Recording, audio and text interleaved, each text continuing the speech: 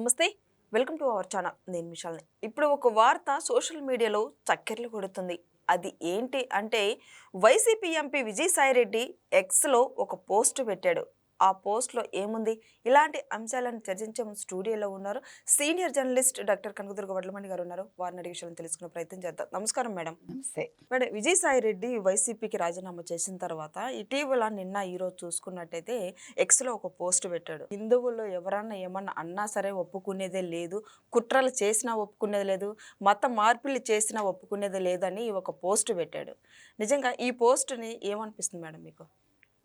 ఏమనిపిస్తుంది ఏంటి? ఎందుకు పాపం ఇంత ఆలస్యంగా పోస్ట్ పెట్టారా అని అనిపించింది. ఎప్పుడో 6 ఏళ్ల క్రితం పెట్టాలి కదా! లేదు 2004 తర్వాత కదా పెట్టాలి. మరి 2025 ఎండింగ్‌లో ఎందుకు పెట్టాడు ఆయన? అంటే జరగాల్సిన డ్యామేజ్ జరిగిపోయాక ఇప్పుడొచ్చి మాట్లాడుతున్నారంటే, అంటే విజయసాయిరెడ్డి ఏదో బెనిఫిట్ కోసం చేస్తున్నాడు. ఏంటా బెనిఫిట్? ఇప్పుడు ఆయన రాజకీయాల్లోకి మళ్ళీ రీఎంట్రీ ఇస్తానని ఇటీవల కాలంలో చెప్పాడు ఆయన. సో రీఎంట్రీ అందరూ ఏమనుకున్నారు? మళ్ళీ జగన్మోహన్ రెడ్డితో చేరతాడని అనుకున్నారు. కానీ జగన్మోహన్ రెడ్డి పరిస్థితి ఇవాళ ఎలా ఉంది? ఇవాళ జైలా, రేపు జైలా, ఎల్లుండి జైలా, నెల తర్వాత జైలా అనే పరిస్థితిలో ఆయన ఉన్నాడు.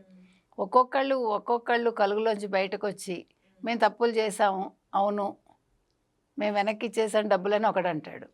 ఇంకొకడు ఏమంటాడు? మేము తప్పులు చేసాము, నేను అప్రూవర్గా మారిపోతాను, నేను ఆ పేర్లు ఏంటో చెప్పేస్తానని ఇంకొకడు అంటాడు. ఇట్లా రోజుకొకళ్ళు బయటకు వచ్చేసి అప్రూవర్స్గా మారిపోతాం అనేసరికి ఎవరికి భయం వేస్తుంది? నెంబర్ 2గా ఉన్న విజయసాయిరెడ్డికి భయం వేస్తుందా, మీకు భయం వేస్తుందా? అంటే 3 సార్లు మద్యం కుంభకోణానికి సంబంధించి, అంటే దానికి సంబంధించి చర్చలు విజయసాయిరెడ్డి ఇంట్లో జరిగాయని విజయసాయిరెడ్డే చెప్పారు. రెండోది ఏం చెప్పారు? మద్యం కుంభకోణానికి సూత్రధారి వాసుదేవరెడ్డి అని ఆయనే చెప్పారు. వాసుదేవరెడ్డి ఇరుక్కుని తప్పించుకుందామని చూసి కుదరక రాజకసిరెడ్డి పేరు చెప్పి ఆయన వెళ్ళిపోయాడు. మళ్ళా వచ్చి ఇటీవల కాలంలో రాజకసిరెడ్డి కావచ్చు, ఇంకొక అతను కావచ్చు, మేము అప్రూవర్స్గా మారిపోతాము, మాకు బెయిల్ ఇవ్వండి అని అడిగారు. ఇవాళ పార్టీ ఏ రకంగా ఉంది? వైసీపీ గందరగోళంలో ఉంది. ఒక్క సీనియర్ నాయకుడు లేరు. జగన్మోహన్ రెడ్డికి అటు కుటుంబ పరంగా ఎవరూ లేరు, ఇటు పార్టీ పరంగా ఎవరూ లేరు. సజ్జల్ని నమ్మడానికి లేదు. కాబట్టి ఈ నేపథ్యంలో ఆయన సేఫ్ గేమ్ ప్లే చేయాలంటే చేయాలి అని ఆలోచించాడు.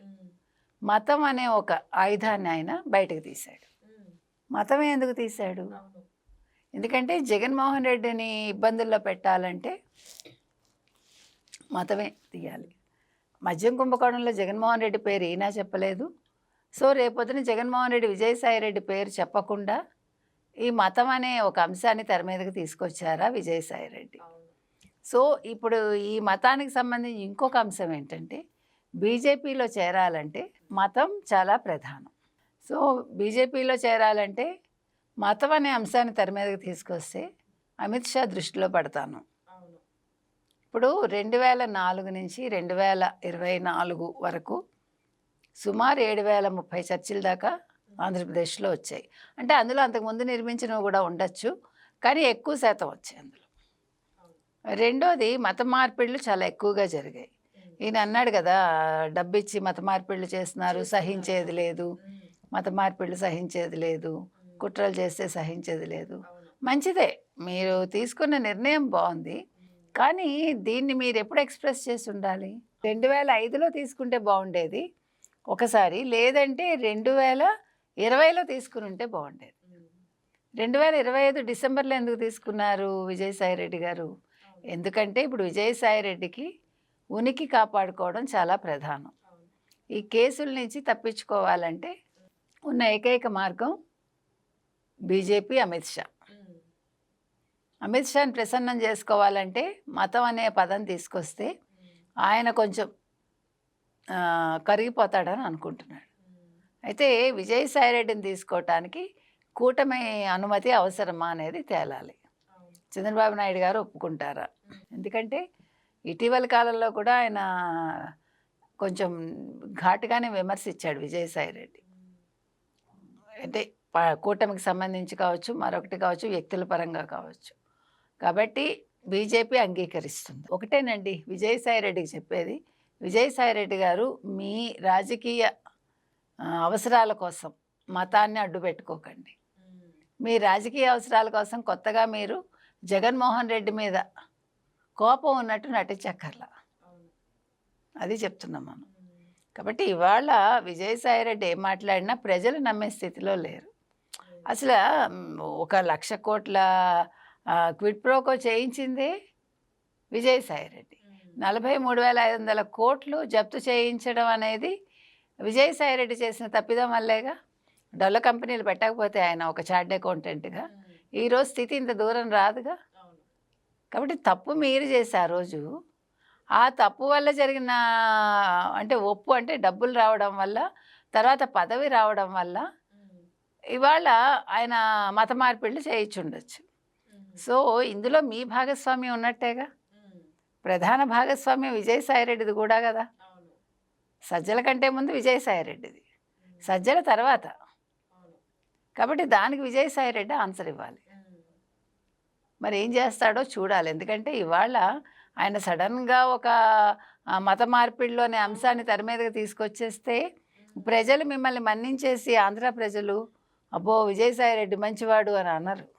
వాళ్ళు మర్చిపోరు దేవాదాయ భూములు ఎలా ఆక్యుపై చేసుకోవాలనుకున్నారో, ఒక శాంతి అనే ఆవిడని ఎట్లా అపాయింట్ చేశారో, తర్వాత జరిగిన మొత్తం ఆ విషయాలన్నీ కూడా ప్రజలకు తెలుసు. ఆవిడకు ఒక విల్లా ఎలా వచ్చిందో, 3 కోట్ల విల్లా, ఇంకా ఏమేం జరిగాయి ఎవరికి తెలుసు.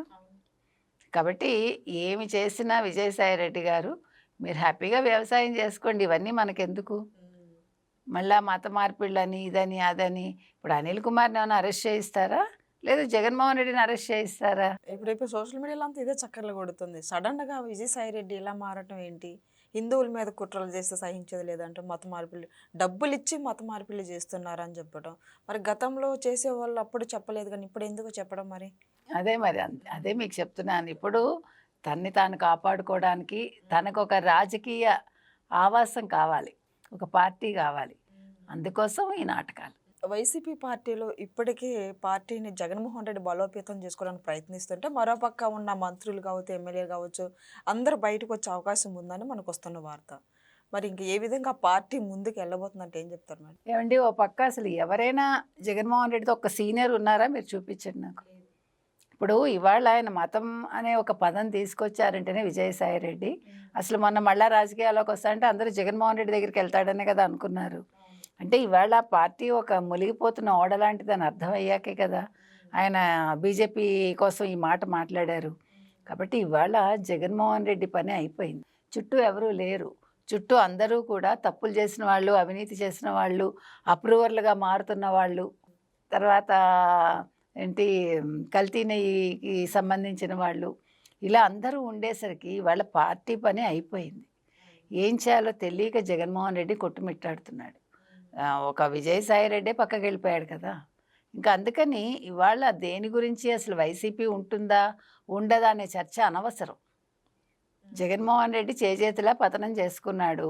ఇవాళ అరెస్ట్ అయితే కనుక అయితే అది ఆయన స్వయంకృత అపరాధం అంతే. జగన్మోహన్ రెడ్డి అరెస్ట్ అయినా, జగన్మోహన్ రెడ్డి చుట్టూ ఉండేవాళ్ళు అరెస్ట్ అయినా, ఒకవేళ విజయసాయిరెడ్డి అరెస్ట్ అయినా ప్రథమ కారణం విజయసాయిరెడ్డి అయితే ద్వితీయ కారణం జగన్మోహన్ రెడ్డి. అంతే చెప్తాం మనం. Thank you. Thank you.